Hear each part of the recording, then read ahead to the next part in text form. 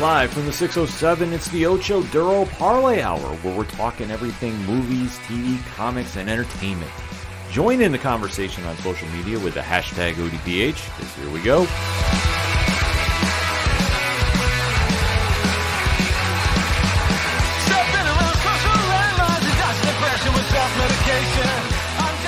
Welcome to an all-new edition of the ODPH podcast, better known as the Ocho Duro Parlay Hour. What is happening, everybody? Thank you so much for joining us this week. My name is Ken M. Joining me in studio, as always, you know him. He's the co-host. His name is Padawan J. Let me talk to you. Yeah, and boy, do we have a lot to talk about now. Oh, we do. This is the entertainment edition of the show, and obviously, great news happened. The writer's strike is over. Yes, officially. Officially done. So we are halfway there. We're living on a prayer. Yep. Because the Screen Actors Guild is meeting allegedly this week to hopefully get a deal worked. And then we are back to 100% business across the board. Yes. But as a news media outlet, we are allowed to talk movies, TV, and comics with you. And that is what we're going to do here on the ODPH. And Pat, if people want to talk to us after the show, where do they go? ODPHpodcast.com. Right on. You swing on over there. You sign up on all the social media accounts. We got a lot of them. So if Twitter's not your thing or if it's going away, whatever the deal is there, we don't know. We're on plenty others, so definitely hit us up, interact with us. We like talking to everybody after the show. Also, check out the TeePublic store link. Merch is moving. I love seeing that before New York Comic Con. I love seeing that any time of year. It just means that people are supporting the brand out in the wild, and I love seeing that. So keep it up. That's the easiest place to do it. And yeah, just make sure you're watching out for sales. We always say, buy it then. Also, check out the Patreon link, patreon.com/ODPH podcast, I believe. If not, the link is right there, and it takes you right to sign up for one tier, $2 a month, and bonus content is brewing. So stay tuned, ... Also, the blog section, where if you're looking for reviews, that's the place to head to. Classified section, which has friends of the show, such as 3FM Podcast, Dragon Master Games, Nerd Initiative, and many more. The directory, Pat, how many providers are we on? 927,000. Sounds about right to me. The music section, where you can hear such great musicians as Brian Wolf and the Howlers, Tom Jolu, Shout at the Robots, and many, many more. Basically, if it's anything that is the ODPH, you can find it at odphpodcast.com. So let us get into the show, breaking down the biggest thing going on in entertainment. And we're not going to take a deep dive into the writer's strike thing. It's just stuff's finally getting back in business. The big bucket of win for them. Yes. So, I mean, that's nothing we really need to hype up too much, but listen, I think we're just happy to see everybody's getting back to work. Yeah. So super excited about that.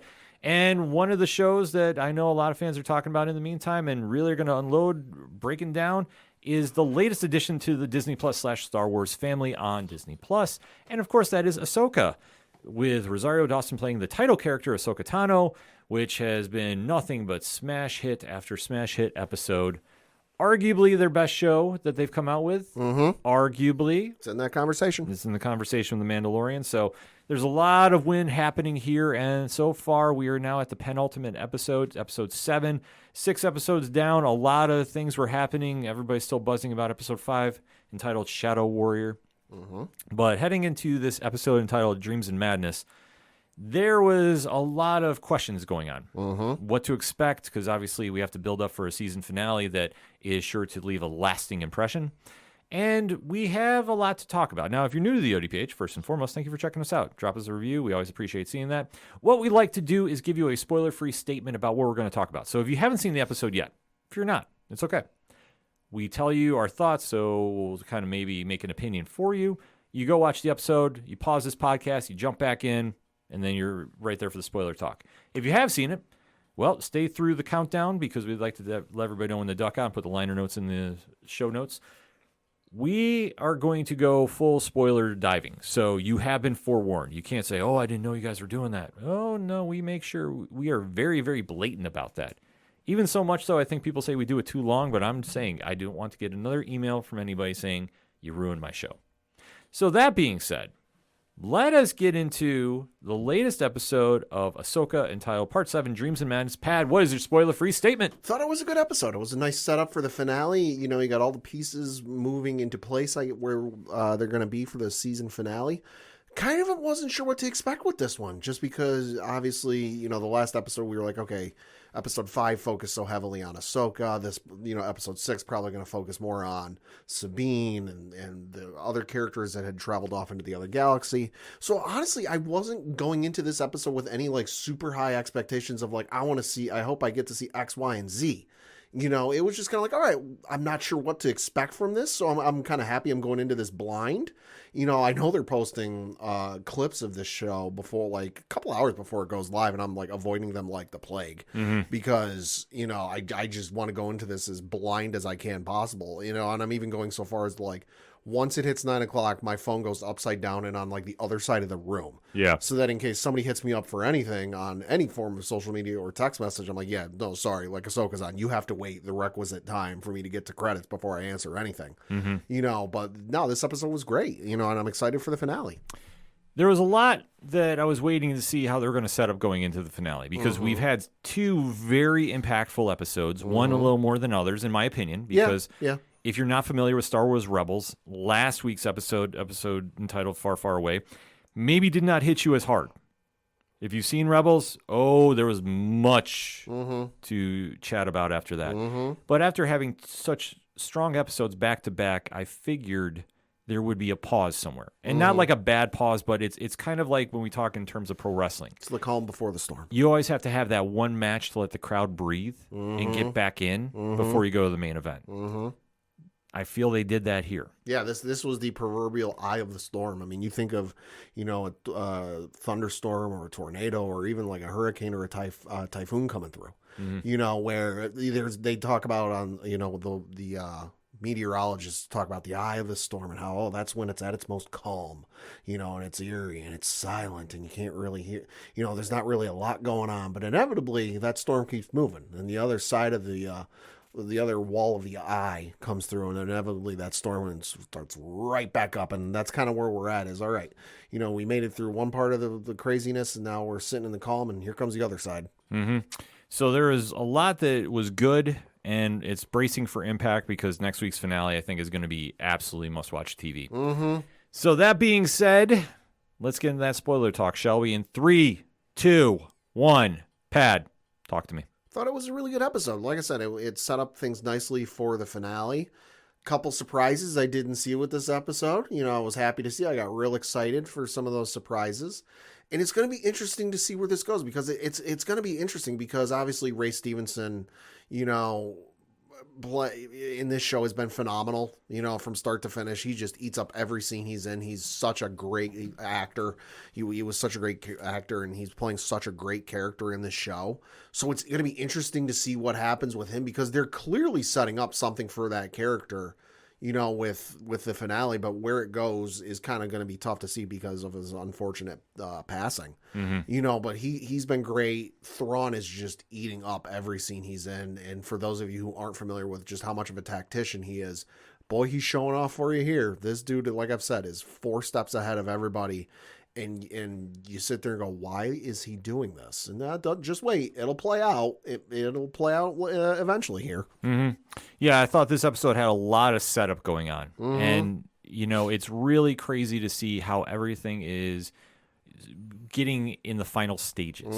Because we've had such 2 impactful episodes that eventually the brakes had to come on somewhere. Yeah. And even though there was a lot happening here, it did feel like a slower paced episode, which I'm not mad about. I want to stress that. But I thought, I mean, such a strong performance by the late Ray Stevenson, like you touched upon, you know, really carried this episode as well. And especially coming off that intro, which definitely will have fans talking. But there was a lot that is just built up that once we get to the final scene, the anticipation is that much higher. Yes. And so let's talk about that opening scene, because we are on a familiar planet. Yeah, we are. Pat, where are we? We're on Coruscant. And after the ramifications of the actions that took place by Hera Syndulla, played by Mary Elizabeth Winstead, the Republic is not happy. Well, some of them aren't. Yeah, she's in front of the Defense Council. It's a disciplinary hearing because she asked permission a couple episodes ago, like, hey, Ahsoka needs help. She's taking care of this thing. You know, I want to go help her. And they told her no. And she went and left anyways. And she was told, like, hey, this is going to come back to bite you. And sure enough, it did. Mm-hmm. So the council is there debating about what to do, and there is one member that is not exactly too happy. Boy, howdy. Yeah, Senator Ion? Iono, I think is how you say it. Xiono. Yeah. This council is, of course, headed up by Mon Mothma, who we know from Rogue One. Andor was also we saw in Return of the Jedi. She is the Chancellor of the New Republic, so she's the head of this hearing. This isn't really even a formal disciplinary hearing. This is more just a hearing of like, all right, let's see what's going on, and does this warrant some sort of punishment. This is just kind of like the pre-trial, I guess you could say. Yeah. Well, but yeah, you're right. Senator Iono is less than thrilled. And for all of the folks who were sitting there, when the sequels were coming out going, how the heck could the New Republic fall so quickly? They just kicked the Empire in the teeth and they just won and then yada, yada, yada. And it's like, how the hell could they come in there and take over so quickly? Well, it's dudes like this where it's not officially confirmed, at least not yet as of this recording. I'm willing to bet this dude's on the payroll of the Empire. Oh, completely. That he might have his allegiance and he might represent whatever planet he is supposed to be representing. Mm-hmm. But his pockets are getting lined thoroughly from what remains of the Empire. Yeah, Nelson Lee, who plays Senator Iono, did a great job with this, and obviously reprising her role as Mon Mothma is Genevieve O'Reilly. Yeah. So they're having a great back and forth trying to assess the situation, but then somebody crashes the party. Mm-hmm. Well, they're almost to the point of, wanting to give her a court-martial, and court-martialing Hera. And, and she can't even really get an explanation out and like explain what's going on because Iono just keeps knocking her down and just like, no, listen, you disobeyed orders. This isn't right. You got blah, blah, blah. But no, then you hear off in the background and she gets a little help, from a friend, and that would be C-3PO.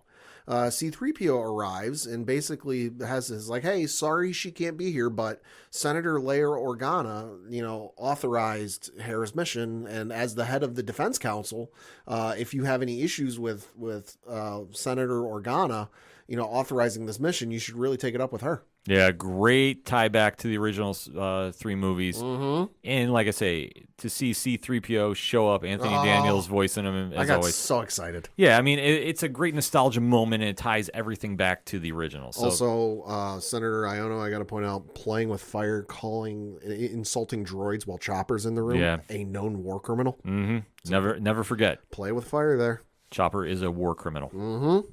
So it turns out to work in Hera's favor. Uh-huh. But it is kind of left with a little bit of a warning. Well, and also Mon Mothma knows, and she even says this to Hera after the whole meeting is over, that she's like, all right, listen, let's cut through the crap. You and I both know Leia didn't authorize your mission. Mm-hmm. And even Hera goes, yeah, well, she did eventually, very late. And that's when, finally Mon Mothma is like the voice of reason for the council and goes, all right, really, like, leave aside your personal experiences and your feelings about him aside. How genuine is the threat of Thrawn? Mm-hmm. And she basically says, like, listen, it's not a matter of if he shows up, it's when he shows up, and we need to be ready. Yeah, so, I mean, it's a stern warning about the drastic measures taken, but honestly, there's weight to the situation going on. Mm-hmm. Then we switch to a certain planet known as Paradia. Mm-hmm. And this is where all the action is really happening because the Purgils are finally on their way to the destination of Thrawn. Mm-hmm. And, of course, Thrawn being Thrawn has a minefield set up. Yeah, he does. So this is where a lot of the Purgils are disappearing, leaving Ahsoka and Huang by their selves. Yeah, so we see a little montage of Ahsoka training some lightsaber combat, lightsaber forms, which is cool. It's the audio we heard from the trailer, with Anakin, which was, hey, it's cool to see him again in hologram form. And Hu Yang comes up to her. Hu Yang, I apologize for messing that up earlier. Hu Yang comes up to her and goes, hey, I think we're finally coming out of hyperspace. She's like, well, she's basically like, hey, well, we're in the middle of a Purgil's mouth. How can you tell? He's like, well, my instruments indicate to me they're slowing down their acceleration. Mm-hmm. But yeah, they come out of there and they can tell something's wrong, but they're still in the mouth, and they come out. And yeah, you're right. The Thrawn, with the foreknowledge of the grandmothers, I think was their name, laid a minefield because the hyperspace ring is still in orbit around the planet. So the forces that are still on the ring went out and laid a minefield. And while the Purrgil were protecting them to some, and Hu Yang opens his mouth and goes, "Oh, at least we're being protected a little bit by the Purrgil." The Purrgil then start to take off, ergo trapping them in this other galaxy, because that was Ahsoka's way in. Now she ain't got no way out unless they somehow capture the hyperspace ring. Yeah, it's going to be a very interesting scenario happening here, but Ahsoka and Hu Yang are kept really away from the planet because Thrawn set up a trap. And you almost have to wonder now, is Ahsoka and company going to have to like take Thrawn's Star Destroyer or whatever it was that brought the other folks to that galaxy? Because Ahsoka's ship in the hyperspace ring, the tire's a little too big for that car. Yeah. They're going to have some problems, so they're going to have to figure something out and rather quickly. Yep. But meanwhile, we do get caught up to Sabine meeting up with the imposter, ? No. There was a lot of chatter online Good that grief. Ezra Bridger is not who he says he is. Good grief, people. Which I had to laugh about. So. No, it's just Thrawn is a brilliant tactician, and he is always 4 steps ahead of people. It's not always successful, but he's always 4 steps ahead of people. Case in point, an episode of Rebels where he let them go and then was able to capture them later because he let them go and figured out where they went. Right. So you do see the pair and the Nadi are making their way through the planet, allegedly back to Thrawn's castle. It wasn't never really said. Well, I think it was alluded to at the end of the last episode where he basically said like the Nadi are this like traveling species where like they never, for their own safety, they never stay in one place for very long. And Sabine caught up to them at a point where they're like, all right, hey, we've been in one place for too long. We got to go. So they're on their way to wherever they're going to, set up camp next. And that's when they get ambushed. And it's like, well, crap. Yeah, they get attacked by the Haiti. Yeah, the Haiti. And then also Balin Skull and then Shin Hati. Yeah, so there is a massive fight scene going on. Yeah. And great action sequence. You do see something that definitely caused a little puzzle, at least in my eyes. Yeah. Because as you saw Ezra Bridger, who's played by Iman Esfante, or Fondi, you see him not take the lightsaber back from Sabine Wren, who's played by Natasha Bordizio. Which he did give to her. Yeah. Yeah, so it was kind of like a weird back and forth because she gave it back and he's like, no, I have the Force, I'm good. Yeah. And to kind of see them play off each other back and forth. I mean, I thought it was a fun segment, but I thought it was kind of puzzling too. Yeah, that was. I mean, there really wasn't a great explanation. He just like, no, it's yours. But it's like... I can only imagine it was just like something he picked up on his journey or his travels since he left Sabine, because he left Sabine at I don't want to say a very young age, but he was in his teenage years. Now it's been like 20, 30 years, whatever it's been. So he's a little older. He's a little more wizened, got a little more experience. So with having lived and fought presumably on this planet without a lightsaber, he's probably picked, and obviously, it's one thing to handle stormtroopers or night troopers as they're known with this crew. It's one thing to fight these guys because let's face it, they couldn't hit the broadside of a barn if they're standing right in front of it. They couldn't hit an ocean if they were standing on the dock. Yeah, their headshots were bad. Their headshots are bad. So it's one thing to fight these guys, but like it was interesting that he's like, oh no, I don't need a lightsaber. I don't need and she's like, well, at least take a weapon. And he fought without a weapon for a good portion of the battle scenes. And like I said, fight choreography was on point. Yeah. Really good sequence happening. And then they do get some backup because Ahsoka and Hu Yang make their way finally on the planet. Like they do some bobbing and weaving, but they do make their way through all of Thrawn's forces that are keeping him hidden at bay. Yeah. They make a star-studded appearance. Ahsoka comes in. The fight is going on. Her and Skull have a little meeting of the minds. Well, and there's an interesting interaction between Skull and Shin Hati before this whole fight takes place, where like they finally catch up to Ezra and crew, and he has Hati radio into Thrawn like, "Hey, we found Ezra," and at that point they're gonna split. He's gonna go his way because he's got something he needs to do. It's whatever it is to do with this planet that he's sensing on the planet, and she's gonna go capture Ezra and join the new empire, he even says. Yeah. So something's going on with him. Again, we're going into the finale here. Something is on this planet that's got him real excited and real happy to be there. We still don't know what it is, but he was getting ready to go take off and do that. And that's when Ahsoka showed up and was ready for round 2. And kudos to the cinematographer of this episode, because I got such a heavy, old black and white samurai film feel. Yeah. When this fight was about ready to go down, that the only thing missing was close-up shot of one fighter, close-up shot of the other fighter, start the fight. But I still got this heavy samurai movie feel to this fight. Yeah, no, I agree with you too. I think they set it up like most of those classic, like you touched upon, samurai films of yesteryear, and it had that feel. We always kind of say that the Mandalorian has that Western vibe to it. Yeah. And this one I think borrowed a little bit, but like I say, it was more focused on the setup for the sword fight. Great cinematography with that as well. Yeah. And really kind of gave an interesting ploy. And honestly, who knows who is going to win the battle between Skull and Ahsoka? Right. Hu Yang intervenes. Yeah, he sets off a firework display. That's about the only thing I can call it, an explosion or whatever, that distracts and blinds, Baylan Skoll's vision to Ahsoka, where she takes his mount and then rides off to help with Sabine and the other naughty forces take on, the Empire. Mm-hmm. So it is kind of interesting to see how everything plays off. Mm-hmm. And when you have the standoff happening as well, too, because Sabine has been having this great battle, too, going on with Shin. Thank God she's got the Beskar. Mm-hmm. So they've been kind of doing the back and forth. And, Ahsoka, basically, they overtake her. Mm-hmm. And when she has to leave, right. I don't know how that's going to fly over. Well, so it's also interesting because Thrawn, as anyone who's read the old books or even saw him in Rebels knows, he's this brilliant tactician that when Ahsoka drops out of hyperspace and there's the space battle, which was a fantastic space battle, and they eventually go into the debris field and he's like, you know what, pull back, it's fine, Thrawn figures out who her master is, and Thrawn about shits his pants because he reads her files very quickly, her training and who her master was. He goes, her master was Anakin Skywalker? Yeah. And Morgan Elsbeth goes, well, yeah. And he goes, yeah, pull back all forces. Immediately. Mm-hmm. So he about shits his pants going, holy shit, wait a minute. And then he figures out, Anakin Skywalker. He knows all about Anakin Skywalker and how his modes and his tactics. And he goes, you know what? She was trained by him. You can't do anything predictably with him. You got to expect the unexpected.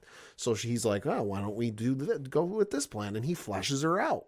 And he does the same thing with the battle here. Is he's watching the battle on the tactical display, and he goes, well, wait a minute, we're missing one. Where's Baylan Skoll? Because in his mind, he's got the plan all mapped out in his head of how it's going to work. But the instant one of those key ingredients to the recipe isn't there, all of a sudden the meal is thrown off and it won't work. And he's like, you know what? This is a loss, but it's an acceptable loss. And in some eyes, you can even qualify this as a win in the long game. Why don't we pull back our forces? And it confuses the fuck out of Shin Hati because the droid that I presume was, mapping or showing the whole fight back on his tactical display, because there was that droid flying through the air that didn't really do anything. I think it was transmitting the tactical data. It starts broadcasting an alarm that the night troopers know, hey, GTFO. Yeah. They all leave, and it leaves Shin Hati kind of going there like, wait a minute, what is going on? Then she's like, so then she faces down Ezra, Ahsoka, and Sabine, who 2 of the 3 have lightsabers. 2 of the 3 can use the Force. And it's like, shit, I'm outnumbered. And she takes off. Yeah. So it is kind of crazy to see this all happen, but Thrawn is obviously saying, cut my losses and live to fight another day. Because the other thing he brings up is Morgan Elsbeth's like, well, what are you doing? We've got them outnumbered. And Thrawn even says, this is like watching the Jedi of old. Because it's the tactical display. It's the 3 blue dots, which are, is Sabine, Ezra, and Ahsoka, and it's just them wiping out what seemingly to any military tactician would say, yeah, that's insurmountable odds. It's General Custer's last stand type of thing. But it's like, it's like watching the Jedi of old, but he pulls them back, and it's just watching him go. And it's like, yeah, no, this is Thrawn. It's Thrawn to the letter. because he obviously is seeing he's playing chess. Yeah. While everybody's playing checkers. Everyone's not even playing checkers. They're playing, tic-tac-toe. Yeah, like I say, they're so far behind, but that's his, superpower, I guess you can kind of say. Yeah. So he pulls everybody back, and he's getting ready to leave the planet, which will obviously leave Ahsoka and her team completely trapped. Because he feels he has the upside or whatever you want to say. He's got advantage. That's what I'm looking for. Because Morgan Elsbeth goes, well, hey, wait a minute. You've got them outnumbered. And he's like, well, yeah, we do, but we've got something that Ahsoka doesn't. And that's time. He goes, oh, and the entire time we've been doing this whole charade and we've been going through this whole process, he talks about how it's allowed them to get all of the cargo or whatever from the planet they want to take, and it shows a display of the cargo hold of the Chimera, his Super Star Destroyer, and it's like 98% full. And he goes, yeah, that's take time. Ahsoka's now far away from us, and we now have time, and she doesn't. Yeah. So he makes his move, but we do get the happy ending of Ahsoka, Ren, and Bridger all coming together. Yep. And obviously, it's the feel good moment before what is arguably going to be the end for somebody. Yeah. So, and that's how the episode ends. I mean, it's kind of like a happy ending to a degree, but it's Star Wars, so not everything can be that happy. It's a happy ending. It's kind of like Empire Strikes Back in a certain way, where it's like, oh yeah, hey, you survived, you made it through, but it's not setting up real happy here. Right. But it will be something to watch, though, as the season finale is moving forward. And note, I said season, not series. Fully believe we're getting a second one of some sort. Either it's going to be renamed Star Wars Rebels, or it's going to just be Ahsoka, or Boba Fett 2.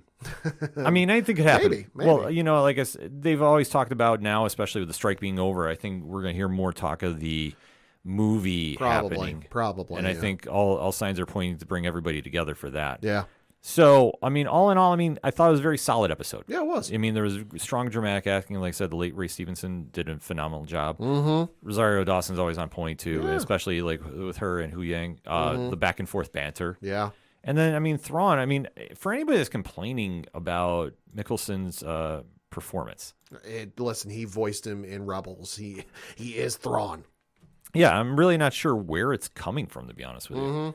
Like, I think Lars is doing a very good job with the role. My only complaint is it's not enough TV time with Thrawn. I hate that we had to wait so long. Well, I think it's because they're setting up for something bigger. Yeah, no, they are. And that's the problem. When you have to wait for something bigger, it's going to take time. And Star Wars, let's face it, we're all impatient fans. I don't think there's any fan that is not impatient. This is true.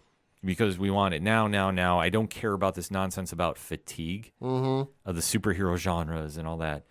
Because trust me, if people were tired of them, they wouldn't go, period. It just depends on, what is the fandom and what is taking off. And Star Wars, you think about how long they've been around for years. They're still excited about this. There's renewed faith. And then until we get the next incarnation of whatever it's going to be, I know Visions is coming, but still that's not the same thing. Right. The next live action, I think, will definitely be the telling tale. And I think we're going to hear something about it at the end of next week's episode. But in the meantime, hit us up on that hashtag ODPH pod. What is your thoughts about Ahsoka, Part 7, entitled Dreams and Madness? We definitely want to have that conversation. We're going to take a quick break. We'll be right back.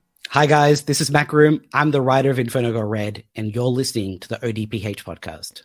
Coming back for the final segment on this edition of the ODPH podcast. Pad, we got a lot to talk about, so let's do it. Yeah, I've got a couple things to talk about here. First of which is we might have a little hint at what is in the future, here in the near future, for the Dragon Ball franchise. Okay.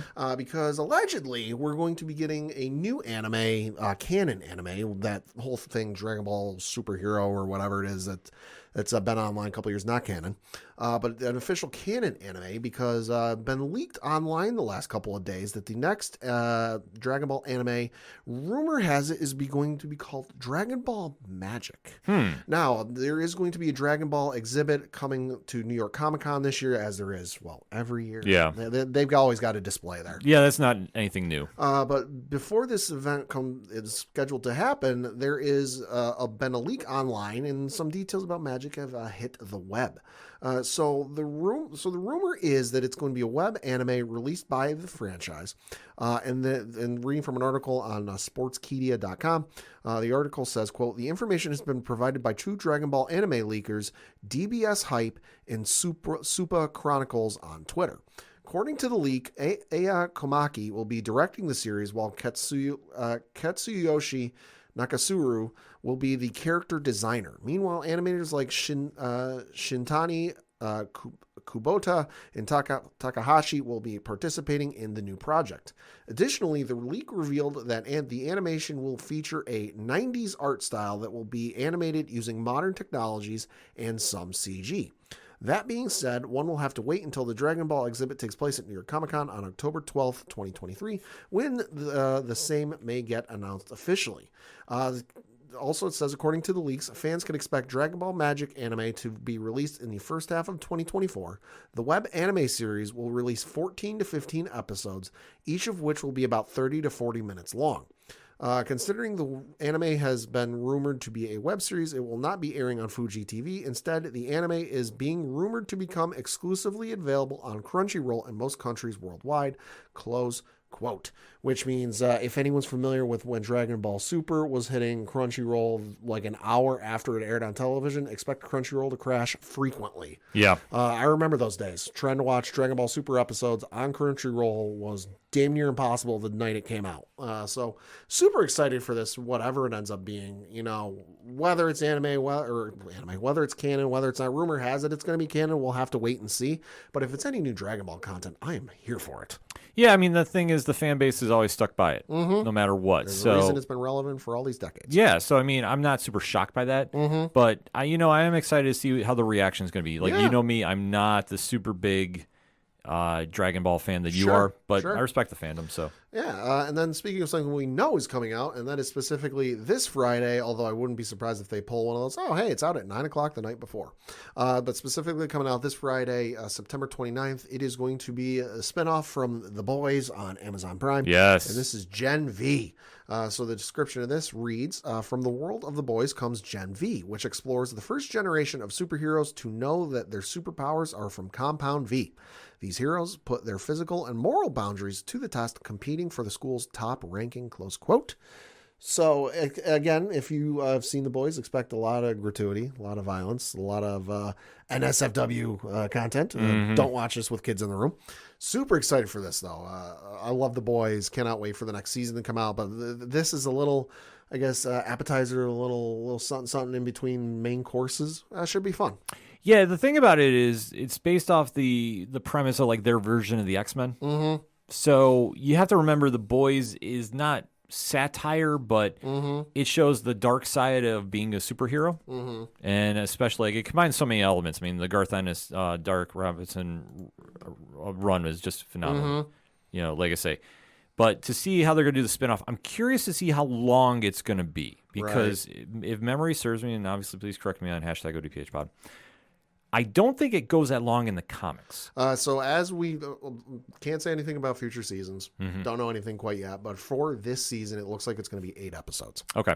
Well, I mean, I think that's a good size. Like, you don't want to go super crazy with a new series, especially like it's a spinoff, so there's only so much you can do. Right. But I think, like, for overall, have to wait and see. And as for reviews, some early reviews, because the embargo did drop today as we record, looking over at Rotten Tomatoes, with 22 reviews in, it has a review score of 100%. Okay, I'm not super shocked by that, because you know what? Fans love this franchise. So I could imagine if it has a little bit of that magic, they're going to jump into it. Yeah, and then a couple of things got announced from the folks over at Netflix, because they had a whole feature premiere, whatever you want to call it, for some of their animated stuff. Kind of like a to-dumb, but not to-dumb. Yeah, not a full-blown thing, just a little stream. They did announce that there is going to be a Devil May Cry anime released. It's being developed by Studio Mir. Really not a whole lot to go on. The trailer they put out for it is like 30 seconds. So it obviously features the title, the main character, Dante. You know, the animation looks cool, and I'm kind of interested to see where they go with this, because Devil May Cry, obviously long-standing franchise, got a lot of fans. I'm interested to check this out, so we'll see what happens with that. They also gave us a first trailer for the upcoming Tomb Raider anime series. Again, it's like a 50-second trailer, so not a lot to go on, other than we know they're going with kind of the look and art style, I guess you could say, of the newer games, right? Not the older ones. So kind of give you an idea what to go with that. Again, no release dates for this. We just know that Tomb Raider is coming sometime next year. And then we did get a clip from the Scott Pilgrim anime. That is coming out November November 17th on Netflix. It looks good. That looks fun. It looks good. I will say, though, and I know it's the entire original cast voice reprising their roles in this project. Michael Cera in this does not sound like Michael Cera I remember from the movies. Yeah, something sounds off there. Admittedly, it's been a couple of years since I've seen that movie, so I could just be misremembering the voice. But sure. From this clip, that does not sound like Michael Cera. No, I fully agree with you. Something sounds off with that. Yeah. And I'm not sure, like I say, it's not a shot taken. It's just something sounds off with the audio. But for one of the whole pitch points of this anime is it's the entire cast from the movie that, like, the group chat got revived and they all pitched to do it and they all agreed. So we'll see. Yeah. It looks good, though. It looks very good. Let's get into a couple other stories that broke because obviously everything falling out of the Writers Guild thing. There was a couple stories. One, I hate seeing this happen, but I had an idea something might be, and that is Starz was made a couple cancellations for some series. Okay. But the one that I think affects us most is Stephen Amell's Heels. Oh. So this is the one that he was doing the pro wrestling drama. Lasted a couple seasons. I know Jared from Punch the Timeline, shout out to him, was doing a phenomenal podcast about that too. But yeah, it was just announced according to Variety that some shows were canceled and his was the top of the list. Like not purposely, but just the one everybody's running with because I think everybody knows that one super well. So so a little crazy, but not to be surprised. Like I think it kind of flew under a lot of fans' radars. Well, and Starz is also, and this isn't a shot against Starz, but like Starz is a very hard channel to get stuff on with and keep it going with, just because when you think of some of the more the higher subscribed premium channels, they're not exactly in like the top 3. You know, you got HBO is probably number 1. Showtime, I would say, is probably number 2. You know, and then maybe Starz is 3, possibly 4. So I just know with subscriber count, Starz is not that big. So ultimately, at the end of the day, when it comes to whether you keep a show going or not, are you bringing in those subscriptions? And are you bringing in the viewers? Because for us as viewers, I could care less what a show's rating is. Oh, sure, yeah. You know, it doesn't affect me. I don't get a paycheck out of it. But for the networks, you know, why are we going to put, you know, however many thousands or millions of dollars into these shows if nobody's watching it? Yeah, that's the one thing you got to remember with that too. So, like I say, it's kind of a little crazy to see it get canceled. Not super shocked. Yeah, no. Like I say, I've gone through Jared's podcast, like I said, and that's kind of how I've caught up on it. He does a great job with it too, by the way. So that's kind of leading off as we're now kicking back into television season. So we will obviously start hearing a lot of stuff getting announced, which is good. Yeah, and just the SAG deal has. I'm optimistic that's going to be finalized this week. I know they're like I said, everything I've heard is like they're planning on having talks again this week. But I think with the WGA done, I think that one might move a little quicker because you've already got the biggest hurdles out of the way. Super excited about that. As I am excited because as we're recording today's new comic book day. Yeah. So, Pad, what are you picking up at the shops? Going to be picking up Action Comics issue number 1057. This one from Philip K. Johnson. Cannot go wrong with his run of Superman right now. This one reads, as the Super Family and Steelworks rebuild their city, a new golden age of Metropolis has begun, and not everybody is happy about it. As the charismatic but volatile young terrorist leader Nora Stone reveals herself and her vision for a city without Kryptonians, members of the Super Family inexplicably start losing their powers, and a new team of metahumans emerge to take their place. Who is Nora Stone, and what's her strange obsession with Clark Kent? The newest arc of Action Comics begins here. Super excited for this. Love Philip Johnson's work. Cannot recommend it enough. Also from the folks over at DC, Batman Beyond, Neo Gothic, issue number 3. I know this one will have your attention because on the cover of this one it says, on trial with the Court of Owls. Take my money. Who will survive? This one from Colin Kelly. Colin Kelly's one of the authors. Jackson Lansing's another one of the authors. And then you've got Max Dunbar is done the cover art and also the penciler. You've got the description of this one reading, in the darkness beyond, a looming threat waits. Behold, the Court of Owls. But who will they seek and why? After escaping the wrath of Killer Croc, Batman comes face to beak with the most terrifying court to ever exist. But in order to get the answers he seeks, he must be willing to make the ultimate sacrifice. Can Batman act against his mission to protect? All this and the truth behind the magic is revealed. So super excited for this. Listen, it's Court of Owls. You can't go wrong with that. Yeah, plus I believe the Mind Hive's right in that. And then from the folks over at Marvel, you've got Ultimate Invasion, issue number 4. This one from, of course, Jonathan Hickman. This one reads, The End or the Beginning? War breaks out as timelines and universes collide. Iron Man must choose between the lesser of two evils, the Maker or Kang. But what secret does Iron Man know about the men behind the masks? And at the end of it all, the world outside your window will be forever changed. Don't miss this giant action-packed conclusion, or is it only the beginning? ... Question mark. This sucker's 49 pages. Yeah, well, this is a hefty boy. It's a hefty one, but there's a lot going on there, and obviously with hearing the news of Ultimate Spider-Man coming back, I think you're going to have a lot of fans watching this one play out. There's a lot of stuff going on with this cover too. Yeah, it's a busy cover, but but like I say, it tells a big story too. So from my end, let's go back to DC for a quick second. And I agree with you. Action Comics is one to pick up this week, too. Like I say, the whole Superman family is doing big things. So you definitely want to make sure you're picking up all those books when they drop. The one that really caught my eye this week, and like I say, a lot of people buzzing about this, is there's a new Flash. Simon Spurrier, Michael Deodato. This one is not your average Flash story. I want to stress this. Okay. So there's a lot of moving parts, no pun intended, happening with the Fastest Man Alive. So this one is a very interesting read. If you want to have a different take on the Scarlet Speedster, this is one to pick up, and it'll definitely hit the marks with it. Also, one of my favorite series that has really been picking up steam lately, and I like seeing this because I think it's just so well done, is the brand new Penguin series.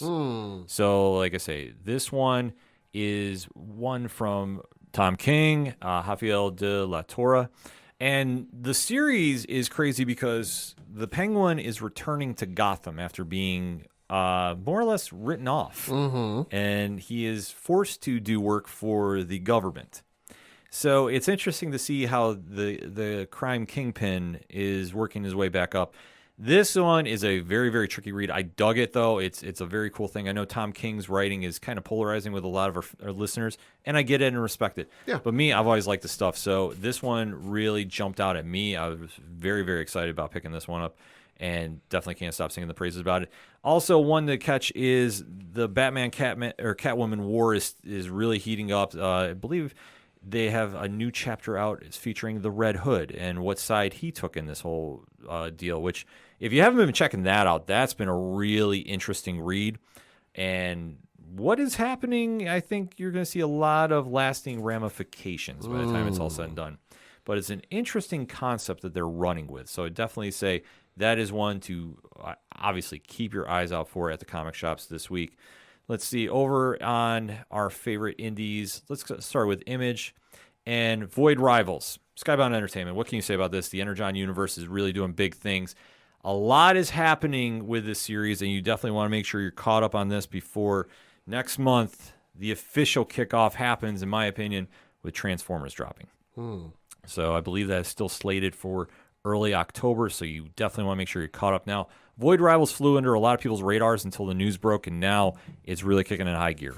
Also from Skybound and Image, Firepower, the latest chapter as they're getting set to close up shop at 30. Number 27 is dropping this week, so you definitely want to make sure you go check that out. I know there's a great review up by Marty from the Nerd Initiative Bullpen right now, so you definitely want to see that. The Schlub number 2 is out. Strong first issue, waiting to see what happens in this second one. The Dead Lucky number 9, Melissa Flores, enough said, is Massiverse. You really want to check out the story that's happening there.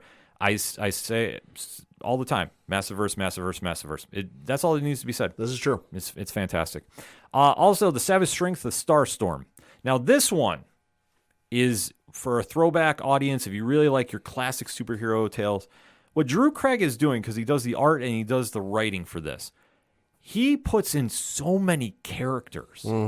Like, I'm losing track. And I mean this in the nicest way possible, because I do believe he listens to the show. By the way, he should come on and talk to us about this book. Just putting it out there.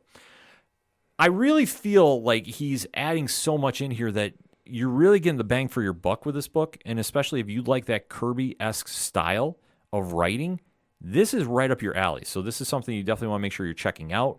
And, let me know what you're thinking about this, because I think more people need to be investigating in this book. I'm just putting it out there. Also, from Boom Studios, coming right off the heels of Image, Mighty Morphin Power Rangers 112, Melissa Flores. And what can you say? The story is heating up of the Darkest Hour. This is a really interesting book, let me tell you, because there's a lot of fast-moving action, but this one will have the emotional impact that you're looking for as a reader, so you definitely want to keep your eye out for that. Also, R.L. Stein's Stuff of Nightmares. Oh, so if cool. you're a fan of that, and obviously we're getting into Halloween season, you definitely want to check that out. Also, Alice Never After, Dan Penozin's crazy take on the world of Alice in Wonderland. This book is a monster, so you definitely want to make sure you're checking that out at the shops this week. Also, Dark Horse Comics. See, I got a lot of... This is a stacked week, as you can tell. Usagi Yojimbo, Ice and Snow. So this was one that is generating a lot of buzz amongst comic fans, so you definitely want to keep your eye out for that. Star Wars Hyperspace Stories. I believe that is one up your alley, Padawan. Absolutely. So that one's definitely making a great amount of noise, too, and is a really great book as well. Black Hammer, The End, #2. So the classic series, we got to kind of see how things are shaping up, because if they're talking it's the end, it might be the end. Just saying. Also, Marvel, big week from them as well, like Pat touched upon, Ultimate Invasion. Invincible Iron Man #10. Uh-oh. Somebody's getting married. Da-da-da-da, da-da-da-da. Yeah, so the nuptials between Tony Stark and Emma Frost are in full effect. Place your bets, folks. Place your bets. How long will it last? Yeah, I caught the issue. Interesting take. Just going to put it out there without spoiling anything. So I think it's one... I'm waiting to see the reaction from fans. Okay. Like, I thought it was cool. I liked it. I thought it was like, all right, this is interesting. But it ties into a lot that's happening in that universe. So you definitely want to make sure you're checking that out. Also, Moon Knight, City of the Dead, David Pepos. Pad, why is that name so synonymous with the show right now? I don't know. Because next week, David Pepos is coming on Nerd Initiative's Turn a Page live on YouTube. Ooh. Tuesday night, 8 p.m. So he's going to be talking about a few other books. And we might get him to talk some Moon Knight, City of the Dead with us. So super excited to talk to him. Had the chance pleasure of meeting him. Great guy. And like I say, his Marvel stuff is great. His indie stuff is even better in my opinion. Like I say, but like I say, you're talking 1A, 1B. Right. Like I say, he does phenomenal work. And like I say, can't wait to have him on the show to start talking to him about that as well. Also, there is another Avengers book that you might want to keep your eyes for, and that's Avengers Annual #1. Stephanie Phillips and Paco Medina. So you definitely want to keep your eyes out for that. And if we're talking Stephanie Phillips, you will hear very, very shortly on the ODPH, and if you're a subscriber, well, you're going to really enjoy this. We had the privilege of talking to her about the brand new hit book on Comixology Originals, Black Sight. This book is a monster, folks. If you're not checking this out, you need to go read this issue. It is absolutely crazy. It's a psychological thriller. And we had a chance to talk to Stephanie about it, and it was a great interview, and definitely can't wait to have her back on the show to talk some more books, because, like I said, she has so many cool stories out right now that if you're following Parlay Points on ODPHpodcast.com or the Nerd Initiative Bullpen, you know we're always covering her stuff because it's that damn good. And like I say, Black Sight is my pick of the week, so you definitely want to make sure you're heading to Comixology to go pick it up digitally, and then make sure when it comes out on Dark Horse via print, because I'm pretty sure it's coming out then, you definitely don't want to miss out on that. A lot of great stuff at the comic shops. I could keep talking, but that's what we have social media for. So if you want to hit us up and get into more details, let's do it. But always remember, go out and support your favorite LCS wherever you're at around the world, because there's nothing better than going to a comic shop for some new comics. That said, for anything and everything that is the ODPH, you can find it at odphpodcast.com. That's it for this week. So for the one and only Padawan J. Thank you. I'm your host, Ken. Thank you for listening to the ODPH podcast, better known as the Ocho Duro Parlay Hour. See you next time.